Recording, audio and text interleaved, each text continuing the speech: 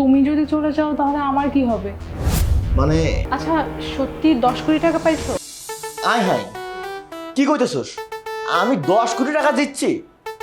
আরে মামা, আমি তো কল্পনাই করতে পারতেছি না। আমার তো পুরো লটারি লেগে গেছে, এত টাকা করবো কি আমি?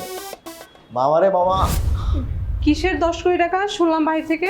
আমি তোর একটু পরে ফোন দিচ্ছি। না ম্যাডাম, ওই হয়েছে কি, আমি 10 কোটি টাকা পাইছি আর কি। 10 কোটি টাকা পাইছো? কিভাবে পাইছো? ম্যাডাম, ওই আমার গ্রামে একটা ছোট্ট একটা জমি আছিল, আমি কল্পনা করতে পারতেছি না যে ওই জমির দাম নাকি 10 কোটি টাকা। এই মাত্র খবর আসছে ওই জমি বেচে আমি 10 কোটি টাকা পাবো।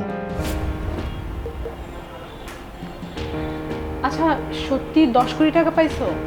জি ম্যাডাম, সত্যি 10 কোটি টাকা পাইছি আমি। আচ্ছা আচ্ছা, আমরা বসে কথা বলি, বসো। ম্যাম, আসলে আমি একটা জিনিস চিন্তা করছিলাম, আমি তো এখন 10 কোটি টাকার মালিক, আমি চাকরি ছেড়ে চলে যাব। দেখো তুমি যদি চলে যাও তাহলে আমার কি হবে? মানে এসব কি বলছেন ম্যাডাম? আমি চাকরি না করলে আপনার কি হবে? আচ্ছা অনেকদিন যাবত তোমাকে একটা কথা বলতে চাচ্ছিলাম, বলতে পারতেছিলাম না, তবে আজকে ভাবলাম বলেই দেই। আমি তোমাকে অনেকদিন যাবত পছন্দ করি। মানে যা বলছি একদম সত্যি বলছি। কেন তুমি আমাকে পছন্দ করো না? হ্যাঁ ম্যাডাম, হ্যাঁ ম্যাডাম করি, আমিও আপনার অনেক পছন্দ করি, কিন্তু ম্যাডাম আমি তো ড্রাইভার, আমি কেমনি কম কম এর লাগে করতে পারি না।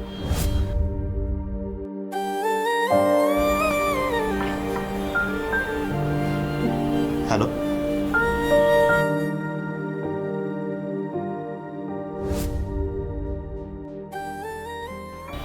কি হলো, মন খারাপ হয়ে গেল কেন?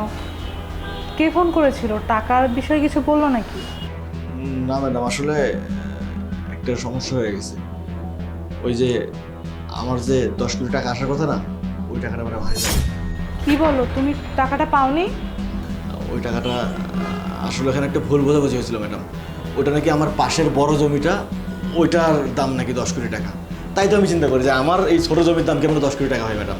ম্যাডাম আপনি ভুল বোঝাবুঝি হয়েছে তো কী হয়েছে ম্যাডাম? এটা তো ভালো হয়েছে যে আপনার মনের কথাটা আমি আর আমার মনের কথাটা আপনি জেনে গেলেন। আমরা তো একজন আরেকজনের সাথে আছি ম্যাডাম, আমি আপনারা নিয়ে থাকতে চাই ম্যাডাম। আহ, আমি তো হচ্ছে এমনিতে তোমার সাথে মজা করছিলাম, তোমাকে পরীক্ষা করছিলাম।